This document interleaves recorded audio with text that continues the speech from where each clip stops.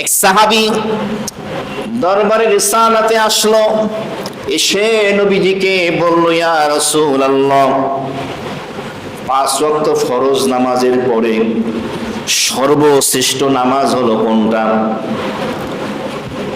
ফরজ সালাতের পরে সর্বশ্রেষ্ঠ সালাত কোনটি? সাহাবী যখন প্রশ্ন করলেন, আল্লাহর হাবিব সাহাবীর এই প্রশ্নের উত্তরে বললেন, তাহাজ্জুদের নামাজ, লাইলাতুল কিয়াম।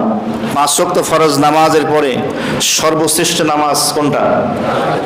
আমরা পড়ি, কয়জনে পড়ি? ফরজ নামাজই তো পড়ে না।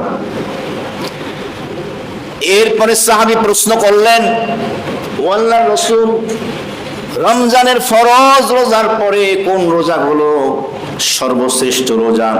আল্লাহর হাবিব বললেন, রমজান মাসের ফরজ রোজার পরে সর্বশ্রেষ্ঠ রোজা হলো মুহররম মাসের রোজা।